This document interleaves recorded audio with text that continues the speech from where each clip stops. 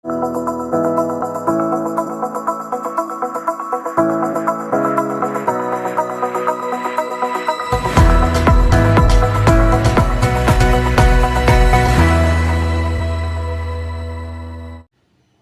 Friends, welcome to 4 Star studios. வாங்க, இன்றைக்கி தீபாவளி ஸ்பெஷலாக நம்ம பார்க்க போகிற ஒரு ஸ்வீட் ரெசிபி காஜு கட்லிங்க.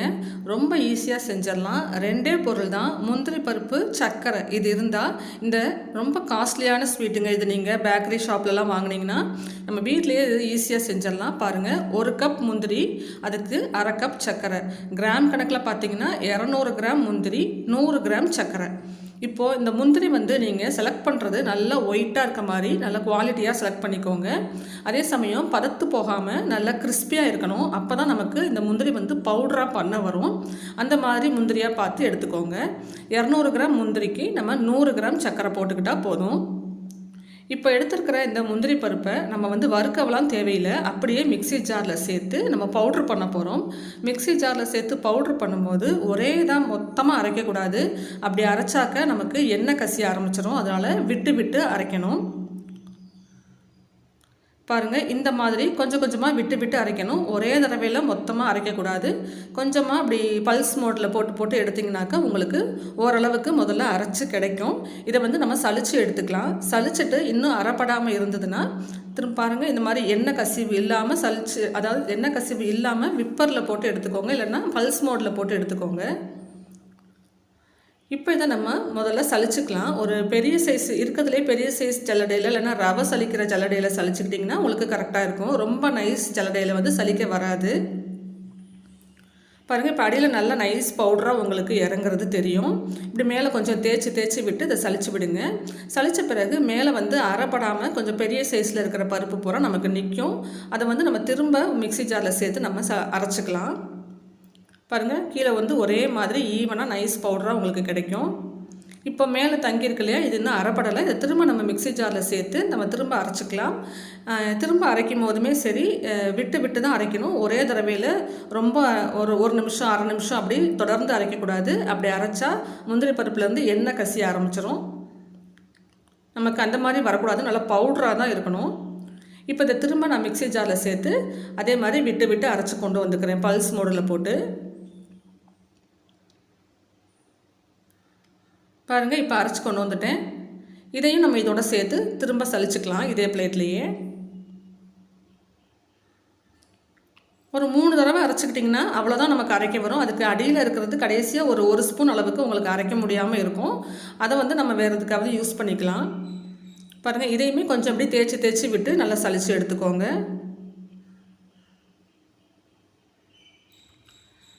முந்திரி பருப்பு பதத்து போகாமல் நல்லா கிறிஸ்பியாக இருந்தால் தான் நமக்கு இந்த மாதிரி அரைச்சி பவுடராக பண்ண வரும்.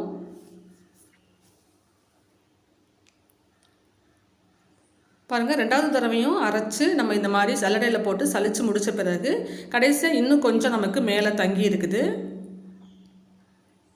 இந்த அளவுக்கு. இப்போ இதை திரும்ப நம்ம ஒரு தடவை அரைச்சிக்கலாம். கொஞ்சம் தேய்ச்சி விட்டு நீங்கள் சலிச்சு எடுத்துக்கோங்க. பாருங்கள், இந்த அளவுக்கு இப்போது கொஞ்சம் தான் இருக்குது. இதை திரும்ப ஒரு தடவை பல்ஸ் மோடில் போட்டு அரைச்சி எடுத்துக்கலாம். அரைச்சிட்டு உங்களுக்கு காமிக்கிறேன்.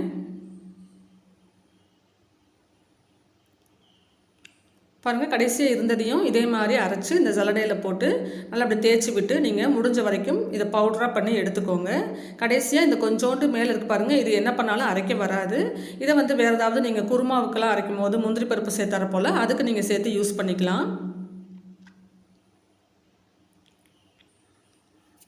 இப்போ நம்மளுடைய முந்திரி பருப்பு நம்ம பவுட்ரு பண்ணிட்டோம், ரெடியாக இருக்குது. பாருங்கள், இந்த மாதிரி தான் இருக்கணும். எண்ணெய் கசிவு இல்லாமல் நல்லா பவுடராக இருக்கணும். உதிரியாக இருக்குது பார்த்தீங்களா, இந்த மாதிரி இருக்கணும். தொட்டு பார்த்தீங்கன்னா கையில் எண்ணெய், அந்த முந்திரி பருப்பில் இருக்க எண்ணெயெல்லாம் தெரியக்கூடாது. இப்போ நம்மளுடைய சர்க்கரை 100 கிராம் எடுத்து வச்சுருக்கோம். இதை நம்ம பாகு காய்ச்சிக்கலாம். அதுக்கு முன்னாடி ஒரு பிளேட் எடுத்து அதில் கொஞ்சமாக ஒரு டீஸ்பூன் அளவுக்கு எண்ணெய் சேர்த்து நல்லா அந்த பிளேட் ஃபுல்லாக அப்ளை பண்ணி விட்டுடுங்க. நம்மளுடைய அந்த முந்திரி பேஸ்ட் ரெடியான பிறகு நம்ம இந்த பிளேட்டில் தான் நம்ம மாற்றிக்க போகிறோம். அதனால் முதல்ல இதை ரெடி பண்ணி வச்சுட்டு நம்ம சர்க்கரையை பாகு காய்ச்சிக்கலாம். இப்போ 100 கிராம் சர்க்கரையை சேர்த்துக்கலாம். இந்த கப்பில் 1/2 கப் இருந்தது இல்லையா, அதுக்கு 1/4 கப் அளவுக்கு தண்ணி சேர்த்துக்கோங்க. அதாவது சர்க்கரையில் பாதி தண்ணி. அந்த சர்க்கரை நனையிற அளவுக்கு தான் இருக்குது பாருங்கள், அவ்வளோதான். தண்ணி சேர்த்துட்டு அதுக்கப்புறமா ஸ்டவ் ஆன் பண்ணிக்கோங்க. சர்க்கரையை நல்லா கரைச்சி விடுங்க. இப்போ சர்க்கரை நல்லா கரைஞ்சிடுச்சு. இதை வந்து ஒரு 2லேருந்து 3 நிமிஷம் மீடியம் ஃப்ளேமில் கொதிக்க வச்சுக்கலாம். பாருங்கள், இப்போ கொதிக்க ஸ்டார்ட் ஆயிடுச்சு. இதே ஃப்ளேமில் ஒரு மீடியம் ஃப்ளேமில் ஒரு 3 நிமிஷம் கொதித்த பிறகு நீங்கள் பாகு பதம் செக் பண்ணி பாருங்கள். நம்மளுடைய இந்த காஜு கத்லிக்கு வந்து ஒரு கம்பி பதம் கட்டாயம் வரணும். பாருங்கள், நீங்கள் பாகு எடுத்து இப்படி 2 விரலுக்கு இடையில் இப்படி ஒட்டி ஒட்டி எடுக்கும்போது நல்லா ஸ்ட்ராங்கான ஒரு கம்பி தெரியுது பாருங்கள். அதுதான் ஒரு கம்பி பதம்.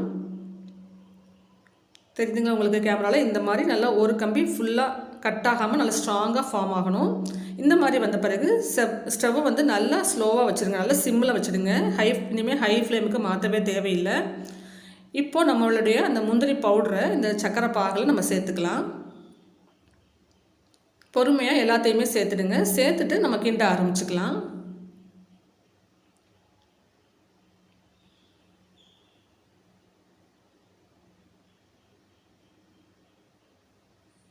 இப்போ எல்லாத்தையுமே நான் சேர்த்துட்டு நல்லா மிக்ஸ் பண்ணி விடுங்க. இப்போ ஒரு நிமிஷம் கழித்து பார்த்தீங்கன்னா இந்த சக்கரை பாகோட நல்லா மிக்ஸ் ஆகி நம்மளுடைய முந்திரி பருப்பு வந்து அந்த பவுடர் வந்து நல்லா வேக ஆரம்பிக்கும். இப்போ நம்மளுடைய ஸ்டவ் வந்து நல்லா சிம்மில் இருக்குது. ஹை ஃப்ளேமில் வைக்கக்கூடாது.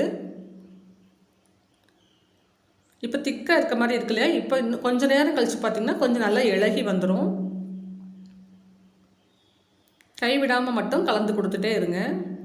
இது நல்லா பாத்திரத்தில் ஒட்டாத பதம் வர்ற வரைக்கும் நம்ம கிளறணும். பாருங்கள், இப்போ ஒரு பேஸ்ட் மாதிரி ஆயிருக்கு.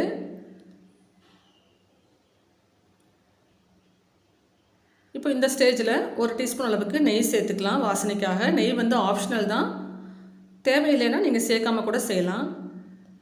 இப்போது நெய்யை சேர்த்து நல்லா மிக்ஸ் பண்ணி விடுங்க. இப்போ பார்த்தீங்கன்னா ஒரு நெய் சேர்த்த பிறகு நல்ல ஒரு அல்வா பதத்துக்கு வந்துடும் நம்மளுடைய இந்த முந்திரி பேஸ்ட்டு. இதை இன்னொரு 5 நிமிஷம் வரைக்குமே நான் இந்த மாதிரி ஸ்டவ்வில் வச்சு தான் நான் கிளறி விடுறேன். 5 நிமிஷத்துக்கு அப்புறமா நம்ம எப்போ ஸ்டவ் ஆஃப் பண்ணணும் அப்படிங்கிறதையும் நான் உங்களுக்கு சொல்கிறேன். இப்போ பார்த்தீங்கன்னா தெரியும், நல்ல ஒரு லிக்விடான பதத்தில் இருக்குது பாருங்கள்.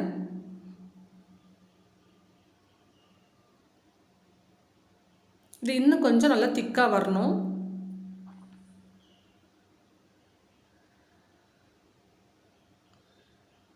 பாருங்கள், நான் இப்போ ஒரு 5 நிமிஷம் வரைக்கும் இதே மாதிரி சிம்மில் வச்சு இது மாதிரி கலந்து கொடுத்துட்டு இருந்திருக்கேன். இந்த மாதிரி வந்த பிறகு நம்ம ஸ்டவ் ஆஃப் பண்ணிக்கலாம். நான் சொல்கிறேன், இன்னும் ஸ்டவ் ஆஃப் பண்ணல, உங்களுக்கு சொல்கிறேன் பாருங்கள் எப்போ ஆஃப் பண்ணணுன்னு. நீங்கள் இப்படி பாத்திரத்தில் இந்த கரண்டியால் சுற்றும் போது உங்களுக்கு கரண்டியோடு அப்படி சுற்றி வருது பாருங்கள். இந்த பதம் வரணும். ரொம்ப தண்ணியாக இருக்கும்போது ஆஃப் பண்ணிடாதீங்க. இந்த பதம் வந்த பிறகு இப்போ நான் ஸ்டவ்வை ஆஃப் பண்ணிட்டேன். ஆஃப் பண்ண பிறகுமே ஸ்டவ் மேலேயே வச்சு இந்த பாத்திரத்துடைய சூடு இருக்கு இல்லையா, அந்த சூட்லேயே இது இன்னும் கொஞ்சம் நேரம் வேகும். நம்ம இதிலே வச்சு நல்லா இது மாதிரி கலந்து விடணும். அப்போ தான் நமக்கு அந்த சாஃப்ட்னஸ் கிடைக்கும். எவ்வளவு நேரம் இது மாதிரி கலக்கணும் அப்படின்னு கேட்டிங்கன்னா, இது ஒரு 5 நிமிஷம் இந்த மாதிரி கலந்து கொடுத்திங்கன்னா பார்த்தீங்கன்னா தெரியும், நல்லா சாஃப்டாக வந்துடும் அந்த டவ். உங்களுக்கு அந்த முந்திரி பேஸ்ட்டு வந்து கொஞ்சம் தண்ணியாக இருந்ததில் இப்போ பார்த்தீங்கன்னா நல்லா திக்காகிடுச்சு. ஒரு 5 நிமிஷம் வரைக்குமே அந்த பாத்திரத்துடைய சூடுலையே நல்லா வச்சு இது மாதிரி கலந்து கொடுங்க. இன்னுமே நல்லா சூடாக தான் இருக்குது, நல்லா கொதிச்சிட்டு இருக்குது. நம்ம ஸ்டவ்வை ஆஃப் பண்ணி ஒரு 5 நிமிஷம் வரைக்குமே இது மாதிரி வச்சு நல்லா கலந்து கொடுக்குறோம். இதை நீங்கள் 5 நிமிஷம் இது மாதிரி கலந்து கொடுத்த பிறகு கையில் ஈரம் தொட்டுக்கிட்டு இந்த மாதிரி அந்த மாவை கொஞ்சமாக எடுத்து இப்படி உருட்டி பார்த்திங்கன்னா உங்களுக்கு இந்த மாதிரி கையில் ஒட்டாமல் அழகாக உருட்ட வரணும். இந்த மாதிரி வந்துருச்சுன்னா நம்மளுடைய பதம் கரெக்டாக இருக்குதுன்னு அர்த்தம். இன்னும் நல்லா கொதிச்சு நல்லா சூடாக இருக்குது, இதில் கையே வைக்க முடியலைங்க, அந்தளவுக்கு இன்னும் சூடு இருக்குது இதில். இப்போ இதை நம்ம ஏற்கனவே ஆயில் அப்ளை பண்ணி வச்சுருக்கோம் இல்லையா, அந்த பிளேட்டில் மாற்றிக்கலாம். பாருங்கள், பாத்திரத்திலே ஒட்டாமல் நல்லா எப்படி சப்பாத்தி மாவு மாதிரி திரண்டு வருது அப்படின்ட்டு.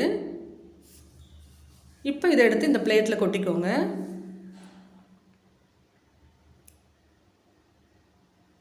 பாருங்கள், இந்த மாவுடைய பதம் உங்களுக்கு எப்படி இருக்குன்னு தெரியும். நம்ம ஆஃப் பண்ணும்போது ரொம்ப தண்ணியாக இருந்தது இல்லையா, இப்போ நல்லா திக்காக வந்துருச்சு பாருங்கள். இப்போ இந்த கரண்டியில் இருக்கிறது அந்த பாத்திரத்தில் இருக்கிறது எல்லாத்தையுமே ஒரு ஸ்பூன் வச்சு நீங்கள் நல்லா ஒன்றா சேர்த்து எடுத்து விட்டுடலாம். எல்லாமே உங்களுக்கு எடுக்க வந்துடும். பாருங்கள், அந்த ஸ்பூன் வச்சு நீங்கள் இப்படி லேஸாக இப்படி எடுத்து விட்டிங்கனாலே எல்லாமே உங்களுக்கு அந்த ஸ்பூனில் ஒட்டிகிட்டு வந்துடும். இந்த கரண்டியில் இருக்கிறதையுமே இந்த ஸ்பூன் வச்சு நல்லா எடுத்து விடுங்க. பாருங்கள், இந்த மாதிரி இப்படி எடுத்து விட்டுட்டு இப்போ இதை ஒரு 5 நிமிஷம் மட்டும் ஆற விடுங்க. நல்லா கொதிச்சிட்ருக்கும். முடிஞ்சால் நீங்கள் இதை வந்து சூடாக இருக்கும் போதே நம்ம சப்பாத்தி மாவு பிசைகிற மாதிரி பிசையணும். இதை அந்த மாதிரி முடிஞ்சால் பிசைங்க. ஆனால் நல்லா கை வந்து சூடு தாங்கினா மட்டும்தான் அப்படி செய்ய முடியும். ட்ரை பண்ணி பாருங்கள். அப்படி இல்லைன்னா ஒரு 5 நிமிஷம் ஆற விட்டுட்டு கொஞ்சம் ரூம் டெம்பரேச்சருக்கு வந்த பிறகு அந்த மாதிரி நீங்கள் பிசைஞ்சிக்கலாம். இப்போ கொதிச்சிட்டு இருக்குது. நான் உங்களுக்கு செஞ்சு காமிக்கிறேன் பாருங்கள். லேசாக கையில் ஆயில் அப்ளை பண்ணிவிட்டு இந்த மாவு வந்து லைட்டாக பிசைகிறதுக்கு ட்ரை பண்ணணும். இந்த மாதிரி ரொம்ப சூடாக இருக்குது. ஒரு நிமிஷம் மட்டும் கூட நீங்கள் பிசைஞ்சு கொடுத்து இது மாதிரி லைட்டாக அப்படி பிசைஞ்சு கொடுத்துட்டு இதை வந்து ஆற விட்டுடுங்க. ஒரு 5 நிமிஷம் கொஞ்சம் ரூம் டெம்பரேச்சருக்கு வந்த பிறகு நம்ம திரும்ப பிசைஞ்சிக்கலாம். இல்லைன்னா இப்படி ஒரு ஸ்பூன் வச்சு கூட நீங்கள் இப்படி எடுத்து போட்டு அப்படியே பிசைகிற மாதிரி பண்ணலாம். இருந்தாலுமே கையில் பண்ணால் தான் உங்களுக்கு நல்லா வரும். ஸ்பூன் வச்சிங்கன்னா ஸ்பூனில் வந்து ஒட்டிக்கும். கையில் ஆயில் அப்ளை பண்ணிவிட்டு இப்போ ஒரு 5 நிமிஷத்துக்கு அப்புறம் நீங்கள் இது மாதிரி லைட்டாக ப்ரெஸ் பண்ணி இதை சப்பாத்தி மாவு மாதிரி நல்லா பிசையணும்.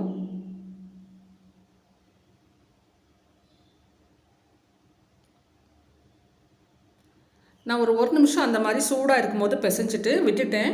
கொஞ்சம் ஒரு 4 நிமிஷம் 5 நிமிஷம் நல்லா ரூம் டெம்பரேச்சருக்கு வந்து நல்லா வெதுப்பாக இருக்குது மாவு. இன்னும் சூடு ஆறலை. இந்த டைமில் நல்லா சப்பாத்தி மாவு பிசைகிற மாதிரி பாருங்கள். கையில் ஆயில் அப்ளை பண்ணிக்கிட்டு இந்த மாதிரி அழுத்தம் கொடுத்து நல்லா பிசைஞ்சுக்கோங்க. அப்போ தான் நல்லா சாஃப்டாக இருக்கும் நம்மளுடைய ஸ்வீட் வந்து அந்த காஜு கத்லி. பாருங்கள் எப்படி சப்பாத்தி மாவு பிசைகிற மாதிரி நமக்கு பிசைஞ்சு கையில் ஒட்டாமல் இப்படி உருட்டை வந்துடுச்சு பார்த்தீங்களா? இந்த மாதிரி பிசைஞ்சு எடுத்துக்கோங்க. இப்போ மாவு இன்னும் சூடு சுத்தமாக ஆறல, நல்லா வெதுப்பாக இருக்குது. இந்த டைமில் ஒரு சப்பாத்தி பலகை எடுத்துக்கோங்க. அது மேலே வந்து இந்த பட்டர் ஷீட் போட்டுக்கிறேன். பட்டர் ஷீட் உங்ககிட்ட இல்லை அப்படின்னா நீங்கள் டேரெக்டாக சப்பாத்தி பலகையிலையும் அந்த சப்பாத்தி திரட்டுற கட்டையிலையும் ஆயில் அப்ளை பண்ணிவிட்டு இந்த ப்ரொசீஜர் செய்யலாம். பட்டர் ஷீட்டில் வச்சு நல்லா கையாலேயே ப்ரெஸ் பண்ணி கொஞ்சம் அழுத்தம் கொடுத்துக்கிறேன். இதுக்கு மேலே இன்னொரு ஷீட் வச்சு இப்போ நான் திரட்டிக்க போகிறேன். இந்த ஷீட் உங்ககிட்ட இல்லை அப்படிங்கிற பட்சத்தில் அந்த கட்டையிலையும் சரி அந்த சப்பாத்தி பலகையிலையும் சரி நீங்கள் ஆயில் அப்ளை பண்ணிவிடுங்க. அப்ளை பண்ணிவிட்டு இதே மாதிரி நீங்கள் சப்பாத்தி பலகையில் வச்சு நீங்கள் அழுத்தம் கொடுத்து தேய்க்கலாம். நல்லா ஸ்ப்ரெட் பண்ணி விடுங்க. கொஞ்சம் வந்து லிக்விடாக இருக்க மாதிரி இருக்கும். ஆனால் ஆற நல்லா இறுகி வந்துடும். நீங்கள் ஆறுறதுக்குள்ளே இதை செய்யணும். ஆற விட்டுட்டிங்கன்னா உங்களுக்கு இந்த மாதிரி செய்ய வராது. நல்லா வெதுப்பான சூடு இருக்கும் போதே இந்த மாதிரி நல்லா ஸ்ப்ரெட் பண்ணி விட்டுடுங்க. உங்களுக்கு எந்த அளவுக்கு திக்னஸ் வேணுமோ அந்த அளவுக்கு பார்த்துக்கோங்க. ரொம்ப திக்காகவும் இல்லாமல் ரொம்ப மெலிசாகவும் போயிடாமல் ஓரளவு மீடியமான திக்னஸ் இருக்க மாதிரி செஞ்சுக்கலாம். நான் இதை அப்படியே திருப்பி போட்டு பின்னாடி பக்கமும் ஒரு தடவை ரோல் பண்ணி எடுத்துக்கிறேன். இப்போ ரோல் பண்ணிவிட்டு இந்த பேப்பரை வந்து நம்ம எடுத்துடலாம். பார்த்துக்கோங்க திக்னஸ் எவ்வளோ வேணும் அப்படின்னு பார்த்துட்டு வேணும்னா இன்னும் கொஞ்சம் திரட்டிக்கலாம். ரொம்ப மெல்லிசாக போயிடாமல் பார்த்துக்கோங்க. ஓரளவு கொஞ்சம் கனமாக இருந்தால் தான் பார்க்குறதுக்கும் நல்லாயிருக்கும். பாருங்கள் இந்த அளவுக்கு கனம் இருந்தால் போதும். இப்போ இந்த ஷீட்டை அப்படியே எடுத்துடலாம். பாருங்கள் எப்படி அழகாக ஒட்டாமல் எடுக்க வருதுன்னு. ஆற நல்ல திக்னஸ் வந்து உங்களுக்கு அந்த கையில் ஒட்டுறதெல்லாம் இருக்காது. இப்போ இதுக்கப்புறமா ஒரு கத்தி வச்சு இதை வந்து நம்ம கட் பண்ணிக்கலாம். உங்களுக்கு எந்த ஷேப்பில் வேணுமோ அந்த ஷேப்பில் நீங்கள் இதில் வந்து கோடு போட்டுக்கோங்க. காஜு கட்லினா எப்போவுமே அந்த டைமண்ட் ஷேப் தான் ஃபேமஸ்ஸு. அதனால் நானும் அதே மாதிரி டைமண்ட் ஷேப்லேயே கட் பண்ணிக்கிறேன். இதுக்கு மேலே கட் பண்ணுறதுக்கு முன்னாடி இது வெதுப்பான இந்த சூட்டில் இருக்கும் போதே இந்த சில்வர் பேப்பர் கிடைக்குதுல்ல, இந்த ஸ்வீட்லலாம் போடுறது, அது கூட ஷாப்லலாம் கிடைக்குது. நீங்கள் விருப்பப்பட்டால் அதை வாங்கி நீங்கள் இது மேலே அப்ளை பண்ணிவிட்டு அதுக்கப்புறமா நீங்கள் இந்த கட்டிங்ஸ் போட்டுக்கலாம். நான் இன்றைக்கி அது போடல.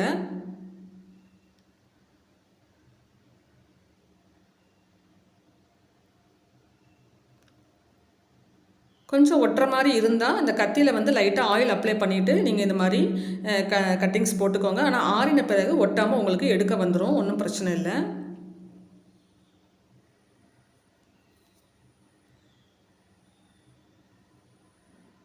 இப்போ கட் பண்ணியாச்சு. இந்த சைட்ஸில் இருக்கிற அந்த அன்ஈவனாக இருக்கிற பீசஸ்லாம் ரிமூவ் பண்ணிவிட்டு நான் உங்களுக்கு ஒரு பீஸ் எடுத்து காமிக்கிறேன் பாருங்கள். நீங்கள் கடையில் இந்த ஸ்வீட் வாங்க போனீங்கன்னா ரொம்பவே காஸ்ட்லிங்க. ஆனால் நமக்கு முந்திரி பருப்பு மட்டும்தான், சர்க்கரை எப்போவுமே நமக்கு வீட்டில் அவைலபிளாக இருக்கும். இந்த 2 பொருளை வச்சு ரொம்ப ஈஸியாக தீபாவளிக்கு ஒரு ஸ்பெஷலான காஜு கத்லி ஸ்வீட் நீங்களும் ட்ரை பண்ணி பாருங்கள். ரொம்ப சுலபமாக செஞ்சிடலாம். டேஸ்ட்டு ரொம்பவே சூப்பராக கடையிலலாம் நீங்கள் வாங்கி சாப்பிட்ற அதே டேஸ்ட்டில் இருக்கும் உங்களுக்கு. பாருங்கள், இந்த திக்னஸ் இருந்தால் நல்லா இருக்கும் பார்க்குறதுக்கு. பாருங்கள், டைமண்ட் ஷேப்பில் நீங்கள் ஸ்வீட் ஷாப்லலாம் பார்த்துருப்பீங்க. அதே மாதிரியான ஷேப்பில் நம்ம வீட்டிலையே செய்ய முடியும். ஆறின பிறகு உங்களுக்கு ஒட்டாமல் ஈஸியாகவே எடுக்க வரும்.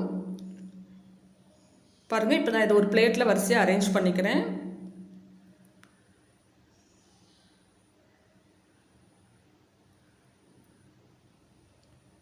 பாருங்கள், இப்போ கொஞ்சம் ஆறிடுச்சு. முன்னே இருந்ததுக்கு எப்படி எடுக்க வருது பாருங்கள். அந்த பேப்பரில் ஒட்டாமல் எப்படி எடுக்க வருது பாருங்கள். அவ்வளோதான், நம்மளுடைய டேஸ்டியான சூப்பரான காஜு கட்லி ஸ்வீட் ரெடி ஆயிடுச்சு. இந்த தடவை தீபாவளிக்கு நீங்களும் ட்ரை பண்ணி பாருங்கள். இதில் உங்களுக்கு ஒரு பீஸ் எடுத்து நான் பிச்சு காமிக்கிறேன் பாருங்கள், எவ்வளவு சாஃப்டாக வந்திருக்குன்ட்டு. நம்ம அந்த மாவு பிசையணும் நல்லா, அந்த மாதிரி பிசைஞ்சாதான் இப்படி சாஃப்டாக உங்களுக்கு சூப்பரான ஒரு பதத்தில் கிடைக்கும். இந்த வீடியோ உங்களுக்கு யூஸ்ஃபுல்லாக இருந்தால் லைக் பண்ணுங்கள், ஷேர் பண்ணுங்கள். நம்ம சேனல் 4 Star Studios சப்ஸ்கிரைப் பண்ணி வச்சுக்கோங்க. தேங்க்ஸ் ஃபார் வாட்சிங்.